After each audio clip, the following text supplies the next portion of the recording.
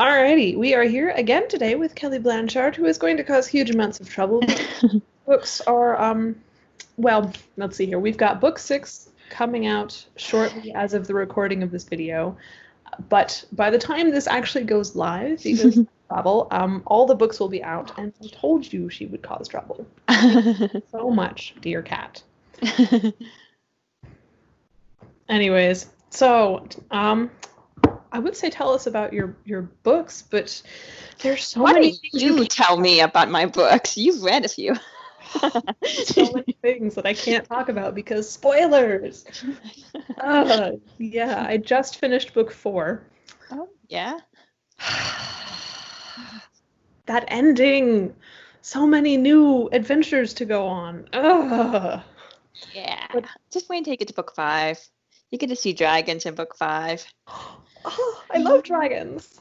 Yeah, they're a big thing. Of course, the book 5 takes place like way in the past, right? Mm-hmm. Okay. Yes. Book 6 is, you have to remind me which ones are in the past, which ones are in the present. Okay, well, technically they're all in the present because you have the prologue and the epilogue that are in the present moment at all times, and then Lord views the events of the past.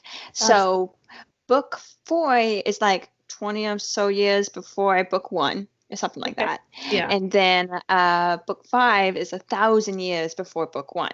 Yeah. And then book 6 is 500 years before book 1. Okay. And then 7 gets back to the present moment and so forth.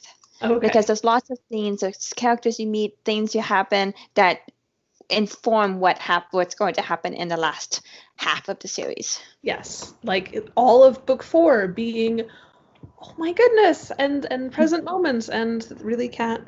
Thank you very much.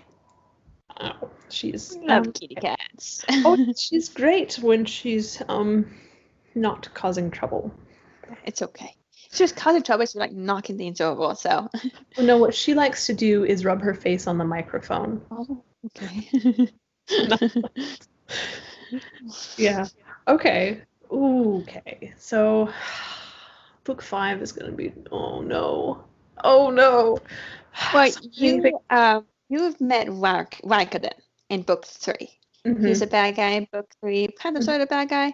Well, you get to see more of. You get to see that story and how he ended up where he did and everything like that, and so forth. It was dramatic when we actually got to see his story, but wow, this is gonna be. Ooh boy.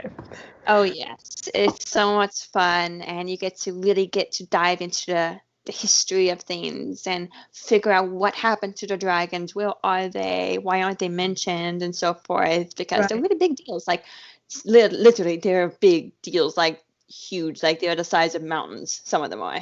So. Yeah. How do you feed that? Yeah, that's a very good question. You just feed them a lot, but no, there's a culture there, and it's so much fun to dive into and really curate. So you get to see all of that. So yes, this will be great. Book 6 is actually very more of a modern feel. I mean, science fiction-ish feel, even though it's 500 years in the past. It takes place in another world, but it goes to a world that's medieval as well. So you have. A lot of those main characters in that one are more, modern kind of science fiction feel to it. They don't have magic, but they go to a world, there is magic and stuff like that. So it's an interesting take of it. This is going to be very interesting because you already have the science fiction and the not science fiction kingdoms that are literally neighbors, which is great. And now you have another world. Well, I mean, there's multiple worlds. Yes. Spoilers. Well, you have the ward orbs, okay? There's no spoilers about that. They're ward orbs, so that means you have multiple worlds. So that is true. That is true. Are we ever going to find out more about those? You'll find out more. You'll figure out where the origin came from. Those are the handblades. So. Book 5. You've got to figure out a lot in book 5. Okay, great. Well, I mean, it's up there on my TBR list. It's just a really big one too. Define really big. Well, okay, it's not really, really big. I mean, let's see. I don't have the book with me right now, but I'm trying to think. Almost 600 pages or so long or something like that. I Okay. don't remember. Okay. Something like that. Okay. Because most of my books are 300, 400, but Right. book 5 is longer than that, and book 9 is longer than that. Nine is not. Oh, great. The last book in the series when everything comes together. Now, Yeah. yeah. Okay, I have a question, and you may be not able to answer this properly, but why does everyone hate Rosculum so very much? I mean, he's, a great villain, but he's just, a villain. I don't know. You should ask Jessica Atlanta. She's the one that complains more than anybody else. Let's see. I think it's just because most of my villains are have depth, and you can Right. actually understand the side of things. Whereas Right. Rescuum is very shallow, and he's just he complains. He's kind of whiny in a way, and he just wants everybody. He demands respect and things like that. He's just not likable. And I'm like, I didn't mean to make him like that. It just happened. So, but he's not like, Vodra or Rakuten or anything like that, who have much more of a depth to them. He's not like that. He just, yeah. So he tries to be like the big baddies, but he can't quite reach the level. And so, but people just hate him because he's just kind of pathetic in a way. Poor guy. He's trying so hard to be a villain. It's not working out for him. But he also, I think people don't like him because of what he does to Lorik and what he has done to Lorik. Terrible, Lorik. Yeah, so because everyone loves Lorik and Resculum hasn't been kind to him, so they're kind of like, well, we hate him. I mean, to be fair, some of Lorik's family members aren't all that nice to him either. No. So. No. Okay, I get it. Yeah, Lorik is trying to work with that too. So he's trying to figure it all out.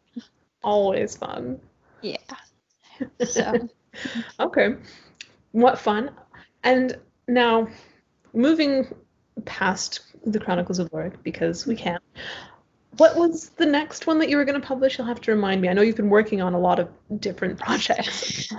The next series is called The Cerulean Gambit. My husband and I co-wrote that one. It's a 5-book series, and it takes place like 40 or so years before the Chronicles of Lorik Book 1. Okay. It's on a different continent, and you get to see some familiar characters, actually, but in the younger years. You actually get to see a bit of Lorik's father when he was younger, and so forth. And, yeah. I'm not sure how I feel about that. This is going to be dramatic. And you get to see some other characters because you meet some characters later on in the series of the Chronicles of Lorik, and you get hints that there's a huge backstory there, and there's a time where the father actually talks to his son, and he says, okay, this is what happened. And then end chapter, let's go for it. But I was like, well, you didn't know was that this is a 5-book series he was talking about. And so you actually get to see that story in 5 books. So right now we are revising the 2nd book of that series. And we hope to get it published by the end of this year, the 1st book published by the end of this year or beginning of next. It's just, everything's kind of crazy. And I haven't had a chance to really focus. Yeah. So. Yeah. Well, I mean, let's see here. You've moved. Yes. There's still a pandemic. Yes. Not to mention everything else that's going on. Plus, it's the middle of summer. So, yeah, it's kind of crazy. So, but that's what's happening. And after that, I have another. Right now, it's a trilogy. It wants to be a 4-book series, but I'm kind of like, we'll see. But the same universe. It takes place 2 years after the Cerulean Gambit, with some familiar characters from that.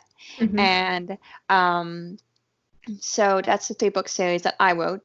And then Matthew and I are co-writing another series. We just finished the 1st book, which takes place after book 9, The Chronicles of Lorik. Oh. So, yeah. So we get backstory and the afterwards. Basically. You get to see a lot. And because there's what happened in book 9, there's a huge just there's lots of consequences to what the aftermath of book 9, and you get to see characters dealing with that in the new series and trying to, figure out what's going on after that. Okay. So it's a lot of fun to explore. Again, you get lots of familiar characters too. So. So many things going on in your world. It's going to be very exciting. Oh, it really is. So. Oh, wow. I'm going to have to wait for all of these books to come out. This is hard. You have a big, huge, to be read pile. You're busy. That's true. I mean, by the time one of my author people that I follow puts out a book and I actually get around to reading it, they've put out another book. So it works out pretty well. That's good. You got a lot to catch up with me, though. Well, I'm almost caught up with what's being re-released. True. And then you got to read all the short stories. Oh, that's right. I have that short story collection to read too. Oh, no. Well, the good news is you can actually read part of it, and it tells you, this takes place for, like after book 1, after book 2, after book 3, or whatever. And so when you get to a part where you haven't read yet, you can stop reading, but you can read everything else. But that's hard. You want me to stop reading right in the middle? That's like, little suspect there. I'm just saying, you don't want spoilers. That's true. Oh, well. Okay. What fun. Now, all of the books that you've written and are writing and rewriting and editing and all that stuff, they all take place in the same world, correct? Mm-hmm. Okay. Okay.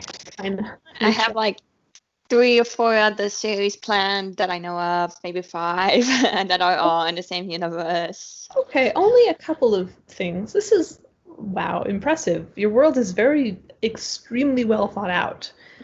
How do you keep all the details accurate? Because there are a lot of details. That's a very good question. I don't really keep notes because I lose the notes. But mainly it's just having written the books and edited them and so forth, that helps me remember things. Of course, sometimes I forget, like, what eye color does this character have? I forget. But those are the details that I forget. But when you have, like, sometimes I will set, the groundwork for a major twist that won't happen for a few series later. I still set the groundwork now, and so people can still see it, and I can figure out things here and there, and it's so much fun playing with it. I'm already doing that with a series that I probably won't be waiting for another 2 or 3 series later, but it's so much fun. So I don't know. It just all makes sense, and it's all there, and of course new things get added to it, and so forth. It just, I don't know. It's easy for me to keep it all track. Okay. So now, do you have a map for your books? Yes, different places have different maps, but yes. Okay. Like book 5 has a different map than books 1 to 4 because it's a different world. Book 6, same thing. And so book 7, 8, and 9 don't really, because they kind of take place mostly in, outer space, lots of worlds, and you can't really draw a map of that, really. I mean, you could try. But it won't make sense. Well. Yeah. I think book 9 does have a map because it does have a certain place where they do focus on. But I'm not going to go into spoilers. Yeah, I'm trying not to spoil things for people who haven't actually gotten into the series yet, and if they haven't, well, they should.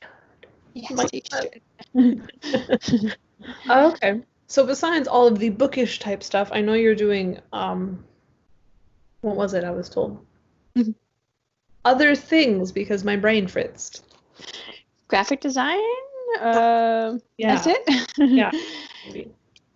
Yeah. We'll go with graphic design. Okay. My brain. Yeah, I have. I've been making character cards for my characters. I haven't been able to do it recently because I had to move across the country and stuff. So kind of, it's a little tiring, to do that. I finally opened Photoshop today. I was like, okay. That's one step. I've been playing around with cover design. A few people was like, well, you can design. I was like, no, I'm not designing covers for anybody else but myself because I don't want to. So I really want my cover designer who did my books for Chronicles of Light to do, everything else because I just love her work. Mhm. But Michael Evan is like, you're so good at cover design, you should just do your own covers. So I'm like trying. I'm like, but I want her to do it. I like how she does it. Yeah. Yeah. So we'll see what happens. There comes a point where if you're doing everything, it can be useful for, being in charge, but it's also fun to work with other people. Yeah, just let other people deal with some things, I'm like, Yeah. I am creative. I don't Yes. have to establish that. I'm uncreative. I don't have to. So, but this person does this, and I don't mind paying them to do that. So, Yeah. but it's nice. Alternate It's mock-ups sort of thing. exactly. It's Yeah. nice to have it where if I want like promotional things, images or whatever, I can make those up easy, and I don't have to ask my graphic designer, "Hey, can you make this for me?" I can do that. That's easy. Yeah. And figuring out the character cards and stuff like that, that's okay. I can do that too. Stuff that the graphic design doesn't have to do. I Right. don't mind doing. But Yeah. covers, I would like them to do. So we'll see. Yeah. All of those character cards are fun. Yeah, they are. It's funny because especially with the Ruskin one, everybody's like, "I just want to kill you." I was like, "I'm sorry." Part of me feels a little bit bad for that guy because just everyone hates him so much. I mean, his family hates him. Lorik is like, dude, not really feeling that whole thing. And then all of your fans hate him. I feel a little bit bad for the guy. And then I kind of don't. Yeah. But, No, he's an interesting. I tried to make him goodish, kind of try to make him like I do with all my other villains, but he just like he didn't want to. He just like I'm like you're really pathetic, you know that? Well, in book 4, we see that whole other side of him before things went terrible. Yes. And it still doesn't help him. I bet in book 4 you were like, but if this didn't happen, then the whole rest of the series wouldn't have happened. I mean, I know, the rest of the series, it's all very important, etc., but just, it wouldn't have been that hard. I mean, I know, right? series. Okay, let's move on from things that are confusing to people who haven't actually read the series yet.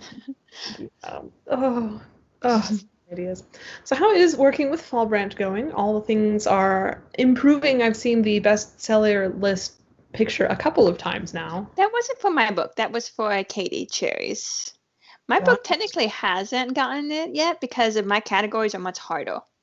What are your categories? Because I know you can pick very specific categories. Yes. I always get confused by that. Yeah, categories, the categories, if you get one in a category, number one in a category, you become a bestseller.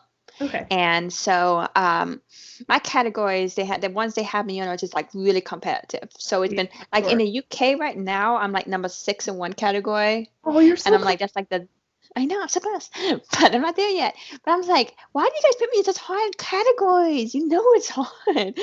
And so, but my ranking is really, really good. Like I checked today, and in the US, my ranking is like 5,000 in overall.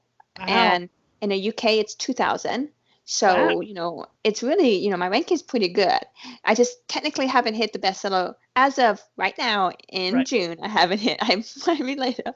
But the page reads, because it's in KU, page reads are steadily climbing. Everything's it's becoming very productive. I mean, so profitable, should I say. And so I'm glad that I'm working with Fallbranch because I don't have to think about all those stuff.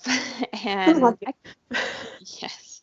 And I just focus on writing, and they asked me, hey, can you send me this? So I'm like, okay, here you go. And whatever. Yeah. But yeah, so that's Fallbranch's been really great with that. And I'm really excited to see what happens next. So yeah. Well, I mean, considering how trouble causing your books are now, and I mean this as a devoted fan because so many things, but the future books are going to be equally as fascinating, especially if we've got familiar characters. I mean, some of these backstories are going to be impressive. Yeah. Wow. It's a lot of fun. I can't wait for you to get into it. Well, if you're setting up plot twists a series earlier,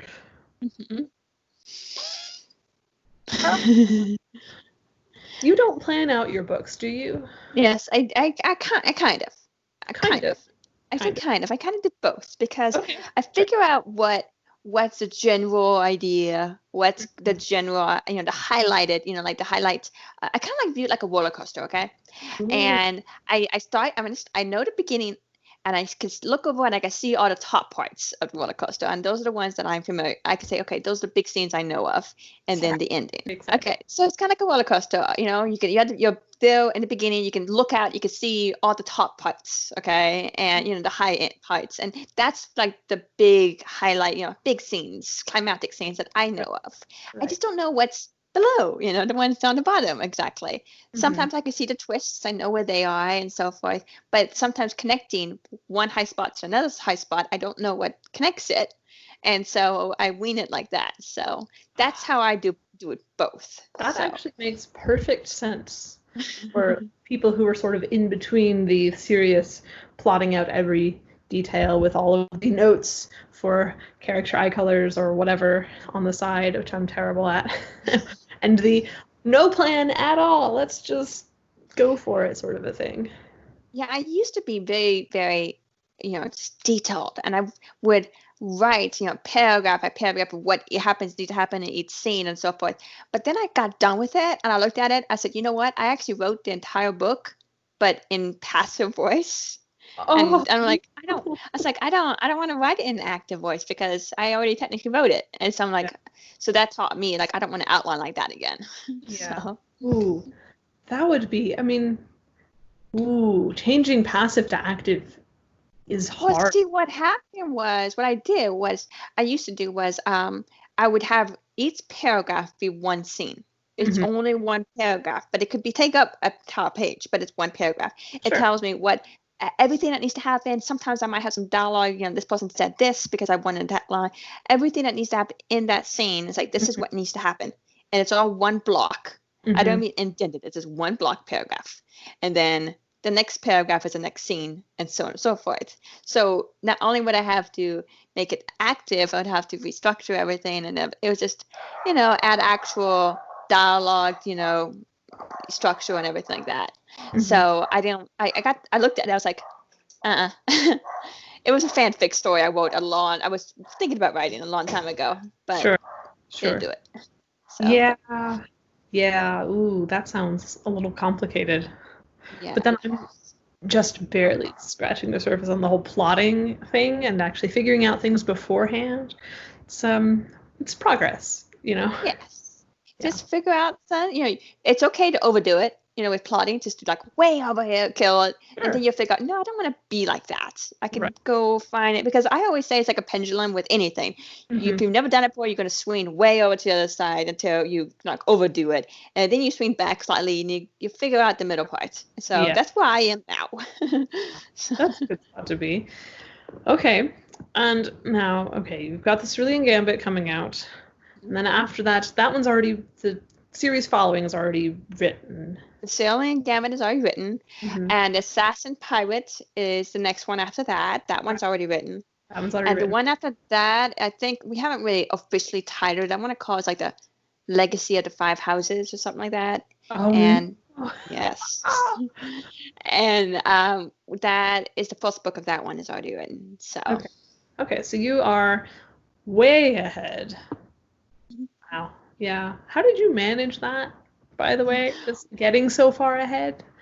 well, I was already ahead when it came to my own books, Hmm. and I kept.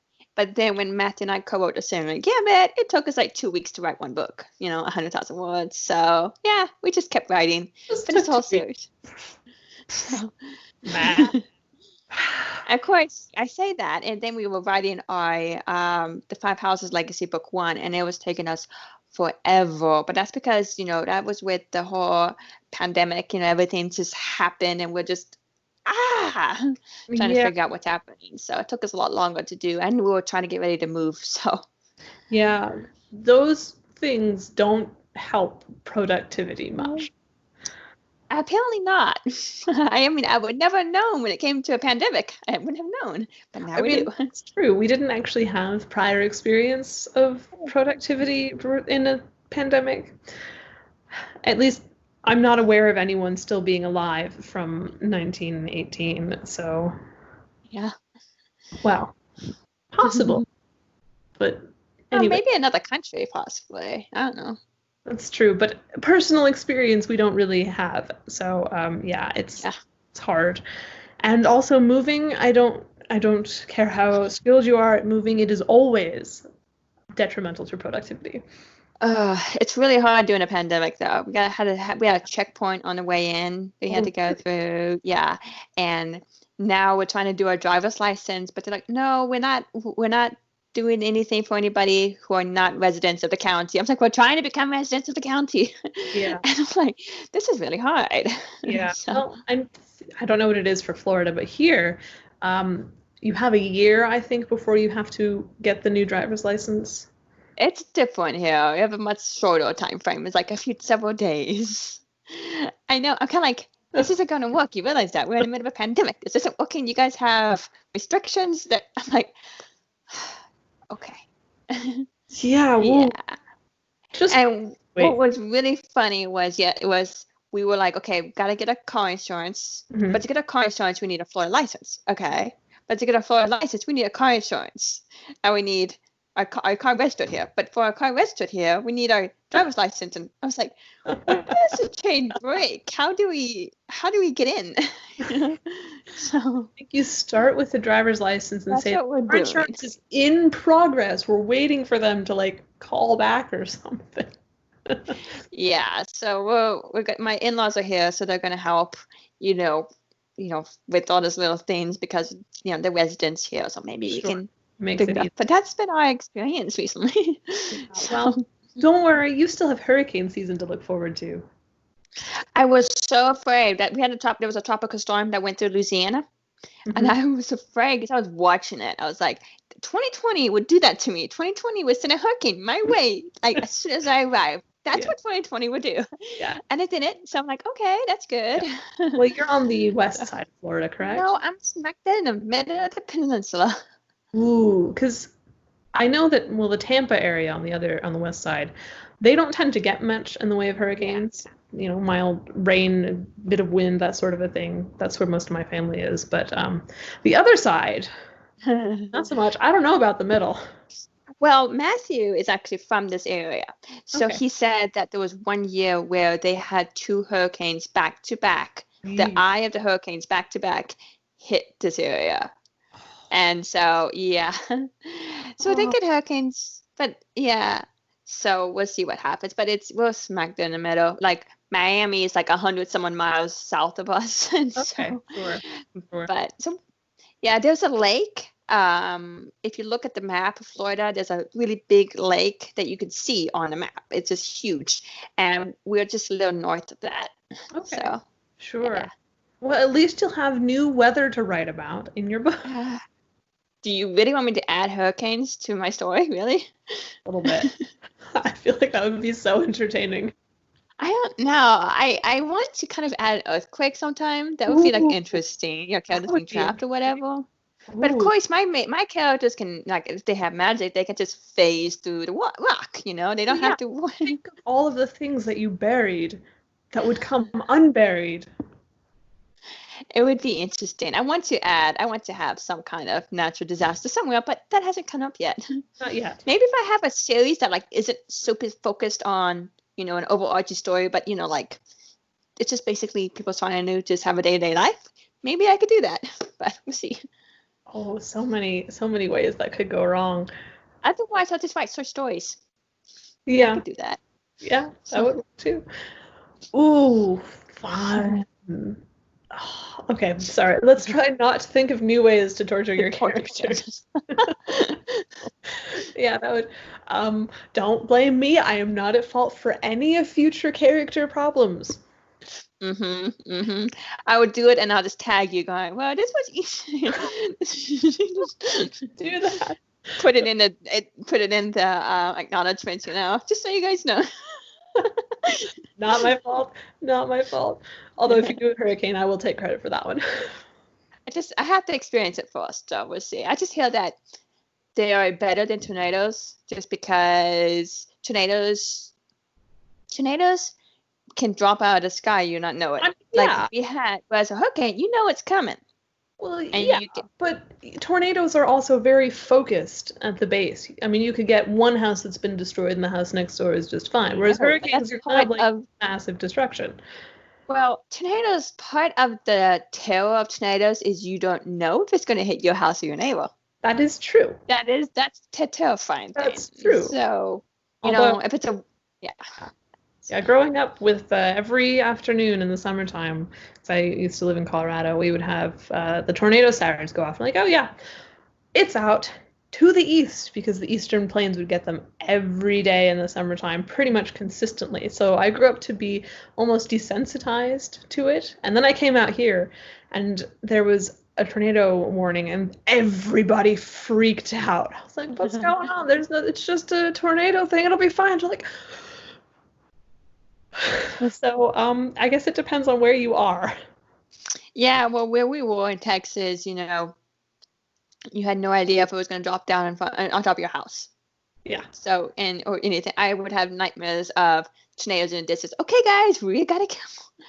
And so, and the one tornado that was closest to us in 2017, no tornado warning, no, you know, anything, no watch, no warning, nothing. Really? It just dropped out of the sky. And then that's when we had the outbreak in our area. We had like 9 tornadoes go through our town. And like, oh, yeah. And I didn't realize it until actually earlier this year. I actually video recorded one. I didn't know it because it was a wedge tornado. And it was huge. And I thought it was just like the clouds. But it was a wedge tornado in the distance going. And I'm like, so those are bad. Those are really bad. Because, because you're like, no. Can't dodge it. Nope, so. You're snickered either way. You know, we're having a weird year. You know, it's just a bit, things aren't going well. That's an understatement. Yes. Well, at least we have books. There's always books. It could be worse. I could be any of your characters. Except possibly. Of course, part of me is like, that's probably, wouldn't it be a bad thing, you know, with what 2020 is going for? I'd rather be in my world right now. That's true. That would be highly entertaining. Yeah. All right. Well, it has been great fun talking with you. Enjoy the Florida humidity and heat. I hope to get to the beach one day. Oh, yeah. Gosh, they're probably opening or reopened. I've lost track of what's been opened and closed and stuff. I don't know. All I know is either direction for 2 hours. I can drive and get a beach. So that's nice. Fun. That is exciting. Says the person in the landlocked state, except for the very, very northern bit. Anyways, have fun. Enjoy the weather. Don't get carried away by mosquitoes, etc., etc. Come on, I'm from Texas. We have mosquitoes there, big ones. So. Yeah, and now you're in Florida. I know. It's the alligators and the bears I have to worry about. Oh no. I was down there when I was a child, and there are very few things I remember about that trip, except I remember vividly. We were driving along, and there were trees on either side of the road, and stretching across the road was a spider web. And the spider in it was literally as big as my head. Oh, no. Considered normal. Oh. The other thing I remember was getting the rental car, and there were spider mites all over the car. Oh, man. I haven't seen the cockroaches here yet. I know they said that they're big here. I haven't seen them yet. So. I just try to pretend I've seen the big flies they have, and thankfully I have an electric fly swatter that fries everything. So. Oh. That's so cool. Yeah. It's very helpful too. I don't have to hit it. I just put it against it and I turn on and it zaps it and it, I kind of want one of those now. I have no reason to need one. I have a cat who hunts down and sits on everything I need, but wow, okay. Fun. Well, if you ever come back to Florida to visit your family, that's when you need one. Yeah, good to know. Good to know. I think I might have to get one of those. Not that I need to get torture somebody with it, you know, zap somebody with it. So many ideas. That might end up in my next book. I'll do that. All right, well, have a great day and go cause trouble. Okay, you take care. Bye. Bye.